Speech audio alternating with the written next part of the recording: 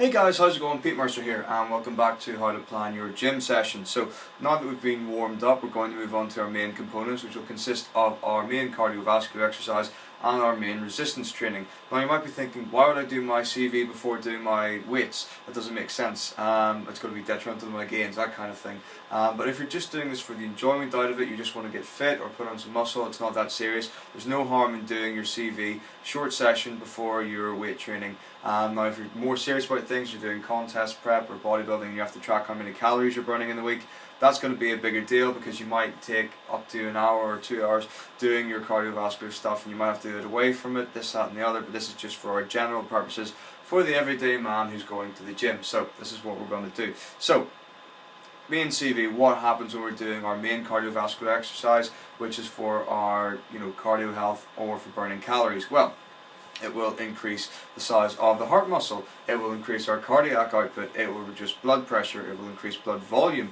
it will increase the functional capacity of your lungs, so your intake of air, it will increase your maximal O2 intake, so you can intake more of those lovely nutrients from oxygen, it will increase the capillarization of muscles, and it will decrease depression and anxiety. So that's literally just a short list of the amount of things that doing cardiovascular exercise will help you with. So it's not just about burning calories, it does a lot for the good of your own health as well. So highly advocate doing at least some cardiovascular exercise often, okay? Even if it's just 20 minutes 3-4 times a week, it's definitely going to help with your general health as well, as if you've got weight loss goals and things like that. That's more specific. So now we're going to move on to what are we actually going to do for our main CV component. Well, again, like I said, we want to encompass the entire body, and because it's our main component, we want to be standing so we can keep our heart rate up easier. So we're going to do this either on a treadmill or a cross trainer or a step mill, something along those lines. Find a machine in your gym that you like that requires your whole body and you can do it standing up. So this component is going to last for 20 minutes, and what we're going to do is use this as a mini aerobic curve again, so this kind of shape. So we're starting at our RPE of 6 having warmed up, and what we want to do is spend 2 minutes getting from an RPE of 6 to an RPE of 7. That's going to take us into our aerobic or cardiovascular range. So we're talking 70% of our maximum heart rate, RPE of 7, intensity out of 10, that kind of range. So that's going to be good for our just burning calories and getting our cardio well. So 20 minutes, so 2 minutes to go from RPE 6 to RPE of 7, then we're going to spend 18 minutes at an RPE of 7, so you might have to adjust the levels on your machine, so let's say you can do level 10 on your treadmill at an incline of 2, and after 8 minutes your RPE of 7 suddenly starts feeling a lot more like an RPE of 8 or 9, and you're kind of pushing it, you think, I'm not going to make it to the end of this. You can adjust the machine. It's not a set in stone. It's basically based on how you're feeling. It's very personal. So by all means, if you need to change the dials on the machines to make it fit your RPE of 7, do that. So from minutes 2 to 18, we're going to maintain our RPE of 7. Then from minutes 18 to 20, we're going to gradually reduce our RPE of 7 down to an RPE of 6 again. So that's how we hit our aerobic curve.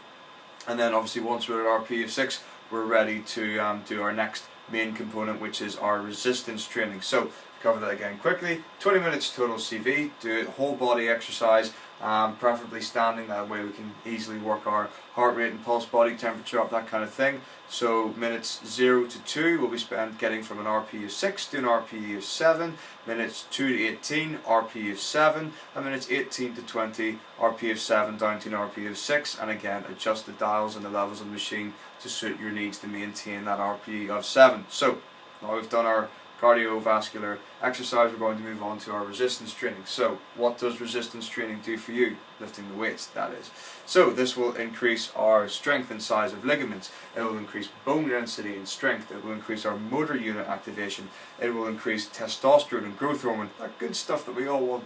It will increase your metabolic rate, which means you can burn calories faster even doing nothing. It will increase your range of movement, or range of motion, range of movement, that kind of thing. So and your body generally functions better, and it will increase our immune function, so it means we get ill less. So it's just, again, partner that with your cardio stuff. Not only do you become healthier, but everything about you improves. Your physical movement, how you hold your body, what you do with it, and your well-being will increase. So exercise is a wonderful thing to do. Absolutely go for it. Okay, so I'm not going to like write out a program for you and say this is a great one to do because there's so many out there. So all I'm going to do is cover some of the terminologies and ways to approach this and how it works, and then I'll go over some ways to think about making your own program or following someone else's. So some of the terms that we're going to throw out here are sets. That is literally the number of reps that you do per exercise. What are reps? That's basically just doing the exercise. So the movement, for example, we're doing bicep curl.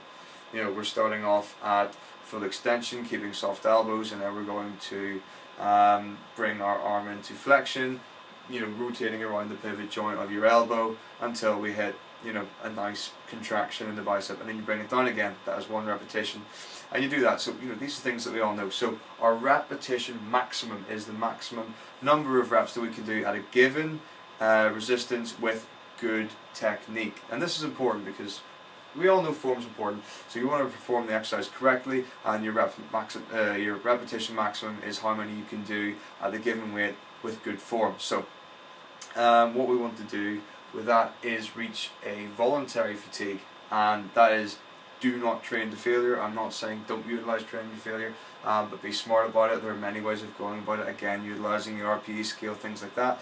But generally, we want to, you know, the golden term is voluntary fatigue. So that's when you're too tired to do another rep, essentially, or maybe you've got one rep left in the tank. It's a good base to work off, and then you can use different techniques and tools to really take it further than that. So the next term we're going to look at is intensity. This is the effort applied to an exercise.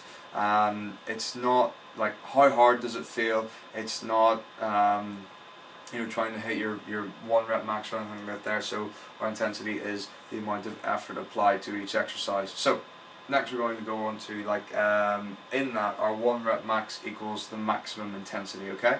So your 1 rep maximum intensity, let's say 10 to 15 rep max is somewhere between 10 and 15. That's where we're going to hit our voluntary fatigue, and then, you know, 15 would then be our maximum intensity. So that's how that ties in. Then volume is the number of repetitions or the total amount of weight. So again, these are things that, you know, you can apply when you want to increase.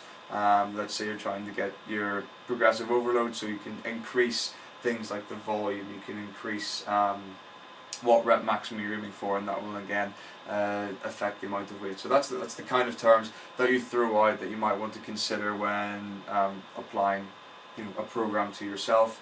Now the big thing that we really want to emphasize when doing any resistance training is we want to move from compound movements to isolation movements.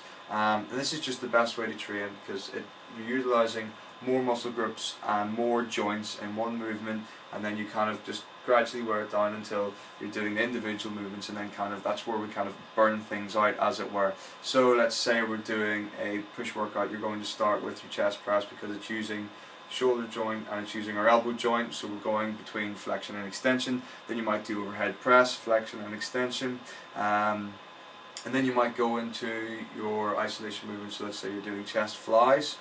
So then we're just using one joint now, bringing it into flexion there. Then you might do triceps. Let's say you're doing tricep extensions horizontally. Again, just moving the one joint. So that's the kind of thing we want to work from. So you want to use as many joints as possible from the beginning and move from compound to isolation. We also want to work the same muscle groups together. So let's say, you know, you can split it a whole bunch of different ways. We could do very basic one. You might want to do full body. So you might start with let's say you start with your legs, then you might move to push movements, then you might move to pull movements. Try and combine it together to make the most efficient workout that you can. So you're not going to go do one set of squats and then do chest press and then do leg curls and then do bicep curls and then do bent over rows. Try and, you know, bring it all together. So let's say if we're going to start, just for example, start from the bottom, you might do squats, and then you might do leg extension, leg curls, calf raises. Then you might go on to pushing movements. So you might do chest press and overhead press. Then you might do a vertical row, like vertical pull motion for your back, and a horizontal pull motion for your back. And then you might do arms, bicep curls, tricep extension, something like that, and that's your entire body workout. Or you might split it into upper lower, in which case one day you'll do all the lower, one day you do all the upper, that kind of thing, and go again, compound isolation. That's the important thing when it comes to resistance training. So what are you going to do when it comes to resistance? If you're a beginner, I recommend a full body program, something along the lines of three days a week, and there are a ton out there. Look for them if you want to do it, or you can do, upper lower, lower push pull. You can do a 5-day split for each muscle group. All the programs are out there on the internet. I'm not going to suggest anything or write you one right now or anything like that. There are really, really good ones out there. If you want to, just do the research, look on Google. It's a great tool to do. Find one that you think is going to work for you, and if you're really serious about things, hire a coach. And again, the same thing, do research, find one that people recommend, find one that genuinely will work with you, and just go from there. And that's going to be where you get your resistance program. That's how you're going to make progress in the gym. So that's pretty much what our main component consists of: 20 minutes of cardiovascular exercise, and then your resistance program. And that's going to be our main bulk of things, and that's going to take the largest amount of time in the gym. And then finally we're going to move on to our cool down, so stay tuned for that.